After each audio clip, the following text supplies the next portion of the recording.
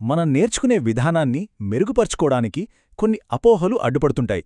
ఈరోజు విశ్లేషణలు అవేంటో చూద్దాం, వాటిని పక్కన పెట్టి తెలివిగా ఎలా నేర్చుకోవాలో తెలుసుకుందాం. మన బ్రెయిన్లో కేవలం 10% మాత్రమే వాడుతున్నామని చాలామంది నమ్ముతారు. సినిమాల్లో, పుస్తకాల్లో ఈ మాట మనం చాలాసార్లు వినే ఉంటాం కదా. మరి నిజంగా మనం మన బ్రెయిన్ పవర్లో ఇంత చిన్న భాగాన్నే వాడుతున్నామా? అసలు వాస్తవమేంటంటే, మనం నిద్రపోతున్నప్పుడు కూడా మన మెదడు 100% పని చేస్తూనే ఉంటుంది. ఈ 10% అనే అపోహ ఎప్పుడో 1930లలో ఒక చిన్న తప్పుగా చెప్పిన మాట నుంచి పుట్టుకొచ్చింది. చూశారుగా, ఇది ఒక్కటే కాదు, లర్నింగ్ ప్రపంచం ఇలాంటి ఎన్నో అపోహలతో నిండిపోయింది. వీటి వల్ల మనం సమర్థవంతంగా నేర్చుకోలేకపోతున్నాం. సరే, ముందుగా మన మెదడు గురించే మాట్లాడుకుందాం. దాని గురించి ఉన్న కొన్ని అపోహలు, వాస్తవాలు ఏంటో చూద్దాం.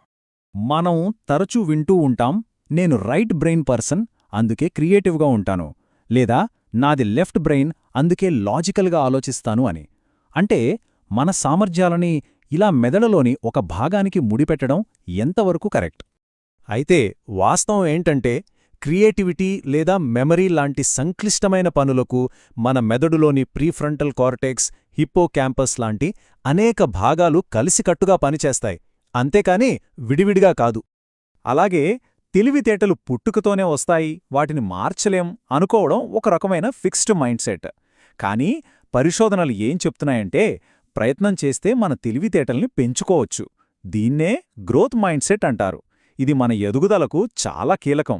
సరే, మెదడు గురించిన అపోహల్ని పక్కన పెడితే మన చదువుకునే అలవాట్ల సంగతేంటి? కొన్ని పద్ధతులు పనిచేస్తున్నాయని అనుకుంటాం, కానీ అవి అంతగా ఉపయోగపడవు. అవేంటో ఇప్పుడు చూద్దాం.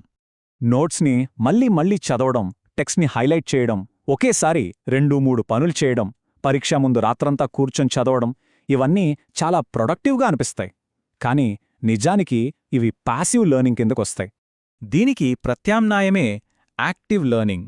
అంటే చదివిన సమాచారాన్ని మన మెదడు గుర్తుకు తెచ్చుకునేలా, దానిపై ప్రాసెస్ చేసేలా బలవంతం చేయడమన్నమాట. దీనివల్ల మన జ్ఞాపకశక్తి, అవగాహన రెండూ బలపడతాయి. పరీక్షల ముందు చేసే క్రామింగ్ అందుకే ఫెయిల్ అవుతుంది. దాన్ని మాస్ట్ ప్రాక్టీస్ అంటారు. దానికి బదులుగా కొంత గ్యాప్ ఇచ్చి చదవడం, అంటే స్పేస్డ్ ప్రాక్టీస్ చేస్తే అది మనకు ఎక్కువ కాలం గుర్తుంటుంది.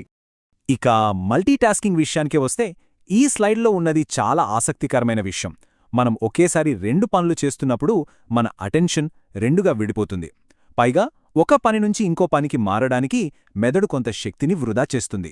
దీనివల్ల మనం దేనిమీద పూర్తిగా దృష్టి పెట్టలేం, సరిగ్గా నేర్చుకోలేం.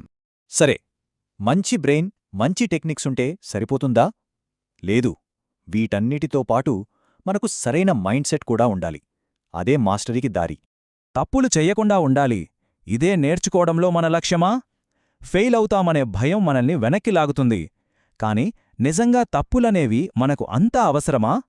మైకేల్ స్టార్బర్డ్ మాటలో చెప్పాలంటే, ప్రతి విజయం కూడా మనం ఫెయిలైన ప్రయత్నాల బూడిద కుప్పమీదే నిర్మించబడుతుంది. ఎంత అద్భుతంగా చెప్పారు కదా!